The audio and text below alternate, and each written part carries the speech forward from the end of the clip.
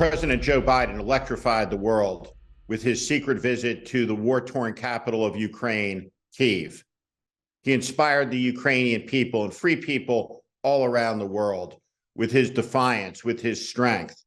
And he signaled very clearly that the United States of America will stand with Ukraine and stand with Ukraine to the end of the war it must fight, imposed on them by the criminal aggression of Russia. This is a criminal war, a war of blatant aggression. It is a war that has seen thousands of children go missing, taken to the east, to unknown places. While the world grows more dangerous by the hour, American politics seems to be deconstructing at home. Vladimir Putin responded to President Biden's historic visit by threatening World War III. And the response in Washington, D.C. has been predictable. It has let loose abject panic from all of the usual suspects. From Mike Lee, whose hysterical reaction is likely exactly what the Russians hope to inspire. Marjorie Taylor Greene has called for secession. And incredibly, Kevin McCarthy has turned over in excess of 40,000 hours of videotape of the Capitol security complex on January 6th to Tucker Carlson, so that Tucker Carlson, one of America's most dishonest demagogues, can conduct his own investigation and report to the American people on the lie factory that is Fox News. Tucker Carlson has already made clear that the early findings indicate the American people haven't been told the full story. Go figure. What Tucker Carlson is doing is deliberately, purposely undermining faith and belief in American democracy for profit, for money. He is a profiteer of autocracy. He has undermined the American people's faith in the oldest republic in the world with a constant stream of vitriol and lies. He has single-handedly resuscitated the foundation of white supremacy, replacement theory, the idea that lesser peoples are being imported and their presence will replace other better people. It was foundational to Nazism. The entire Nazi ideology was premised on a version of replacement theory.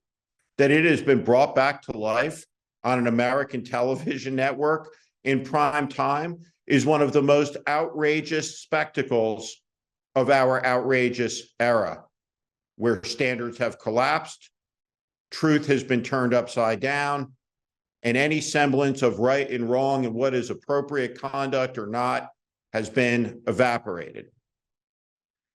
The result of all of this is a weakened and decayed democracy. When you consider Marjorie Taylor Greene's calls for secession, it isn't the idiocy that's alarming, it's the immorality of it all.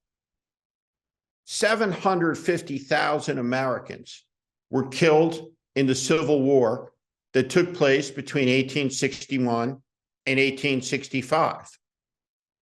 The country survived that great conflagration, and in time came together, and 100 years after its end, civil rights legislation with teeth and meaning finally passed. We stand at an hour of history where the men and women who survived the camps and who fought in the last global war are reaching the end of their long lifespans.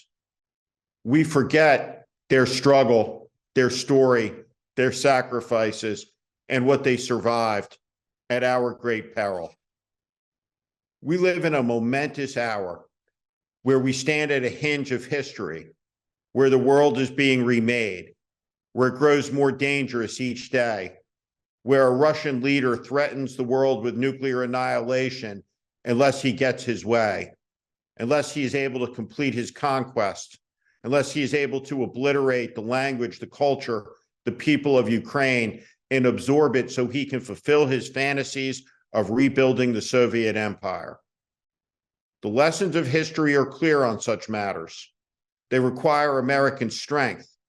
They require American resolve, not vacillation, not weakness, not blame America first, not capitulations to the madness. They require American leaders to have spines of steel. And that's what Joe Biden has demonstrated this week when he said to the Ukrainian people that the United States will be with them to the end as they prevail in their struggle against Russian aggression. Wherever you look, there is madness in American politics. Soon the McCarthy MAGA Congress will begin the process of defaulting on America's debt and spiraling the American economy into chaos. They seek to divide the country by taking the January 6th events and twisting them into a sick game, a game where Donald Trump was the victim, not the inciter of an insurrection. Republican members of Congress openly call for secession, and yet the world spins on. At this dangerous hour, the American people need leaders who will tell them the truth, who will be strong, who will be resolved, who will apply common sense, and set the record straight when it's necessary. The simple truth of this hour is this: the American people are being terribly served by some of the most senior leaders of the American government. All of them share something in common. They are the MAGA Republicans, and they are part of an extremist element that will do great damage to this country if they are not stopped. And the only way to stop them is to repudiate them in elections. The next election seems far off, but it's less than 2 years away. When that election comes, it will determine the trajectory for the next 20 years of the 21st century. It will determine whether our children and grandchildren live in peace, prosperity, and domestic tranquility,